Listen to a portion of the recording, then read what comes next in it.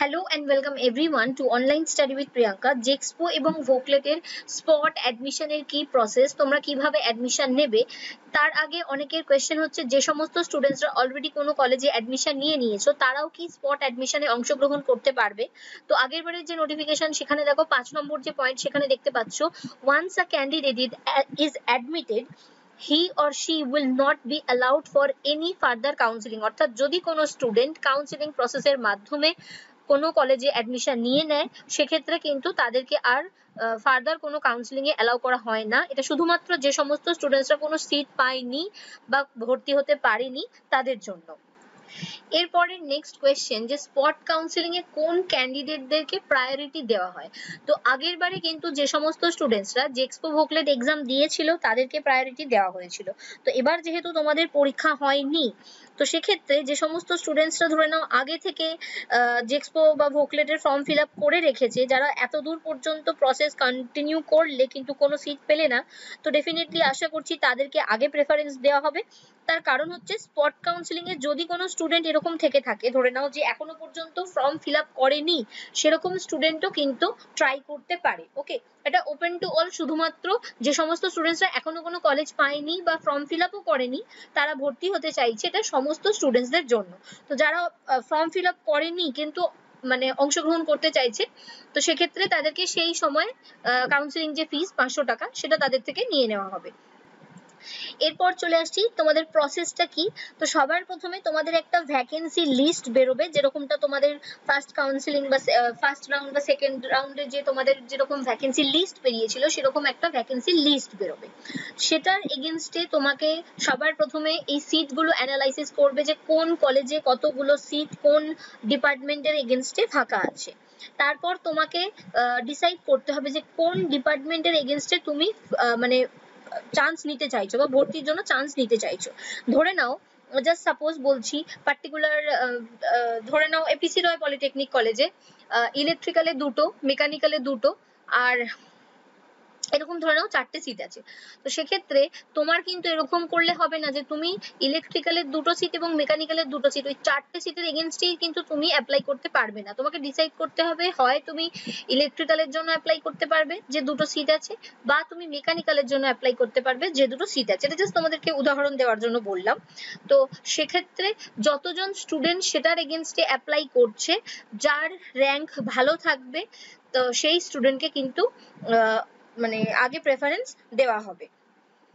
এবং অলরেডি কাউন্সিলের তরফ থেকে নোটিফিকেশন প্রকাশ করা হয়েছে, সমস্ত কলেজকে ভ্যাকেন্সি লিস্ট পাঠাতে বলা হয়েছে, এবং তোমাদের যে টেন্টেটিভ স্পট কাউন্সিলিং এর ডেট, সেটা 23শে আগস্ট 2024, এবং ভ্যাকেন্সি বের করার যে টেন্টেটিভ ডেট, সেটা দেওয়া হয়েছে 20 আগস্ট। অর্থাৎ 20 আগস্ট কোন কলেজে কতগুলো সিট ফাঁকা আছে সেটা তোমাদেরকে জানানো হবে, এবং 23শে আগস্ট প্রসেস শুরু হবে। অর্থাৎ তোমাদেরকে 2-3 দিন সময় পাবে। সেই 2-3 দিন সময়ের মধ্যে তোমাকে মানে ডিসাইড করতে হবে যে তুমি কোন কলেজে অ্যাডমিশন নিতে চাও। এবার হচ্ছে প্রসেস, তো দুটো হতে পারে, যেহেতু এবারে মানে সমস্ত কিছুই টাইম টু টাইমই হচ্ছে বলতে পারো।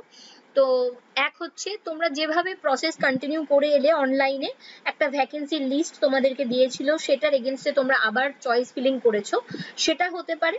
এছাড়া মানে যেটা এতদিন পর্যন্ত হয়ে এসেছে, যে তোমাদেরকে সরাসরি যে কলেজে তুমি অ্যাডমিশন নিতে চাইছো সেই কলেজে তোমাকে যেতে হবে, এবং এরকম একটা ফর্ম তোমাকে কলেজ থেকে প্রোভাইড করা হবে। দেখো, application form for direct spot admission in first year for polytechnic, এটা 2023-24 হয়ে যাবে সেশনটা, এবং ভোকলেটদের যারা অ্যাডমিশন নেবে সেটা হচ্ছে সেকেন্ড ইয়ার ফর পলিটেকনিক হয়ে যাবে।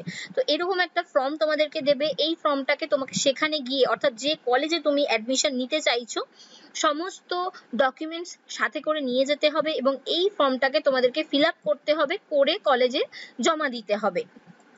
একটা জিনিস মাথায় রাখবে, যে স্পট কাউন্সিলিং এ যখন তোমরা অংশগ্রহণ করছো, নোটিফিকেশন চলে আসবে, তোমাদের যে সময় দেওয়া হবে সেই সময়ের মধ্যে কিন্তু কলেজে তোমাকে যেতে হবে। ধরে নাও 11টার মধ্যে তোমাকে কলেজে যেতে হবে, তারপর যদি কোনো স্টুডেন্ট যাও, তাকে কিন্তু অ্যালাউ করা হবে না। যে সময়টা মেনশন করে দেওয়া হবে, সেই সময়ের পর কলেজের গেট বন্ধ করে দেওয়া হবে।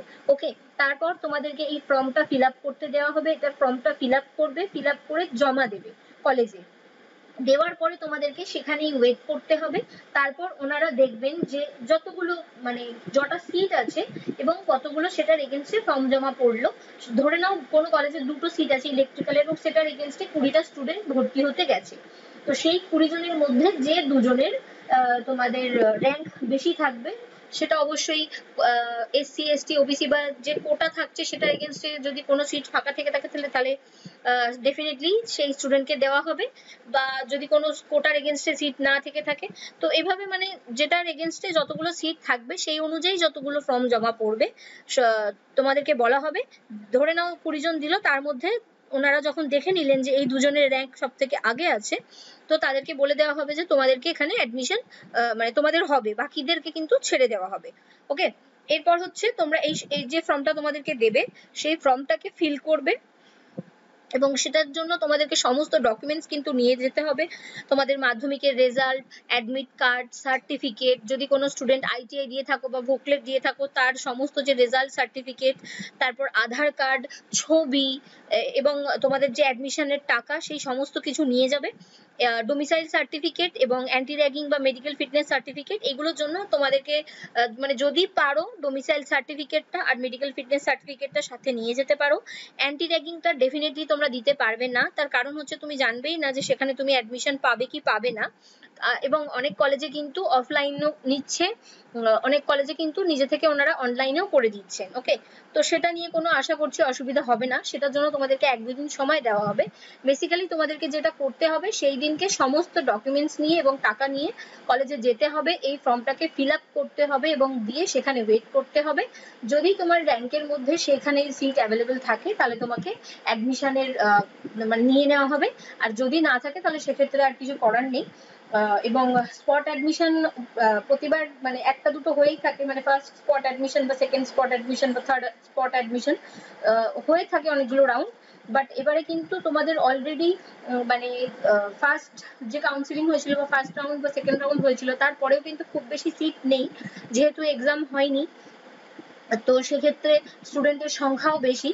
তো সকলে যারা যারা স্পট অ্যাডমিশন নিতে যাবে তারা একটু খেয়াল রাখবে কোন কলেজে কতগুলো সিট হচ্ছে, এবং দেখবে যদি বাড়ির কাছাকাছি বা তোমার ডিস্ট্রিক্টের মধ্যে সেই কলেজটা হয় তাহলে তোমার চান্সেস তো ডেফিনেটলি বেশি থাকছে সেখানে পাওয়ার।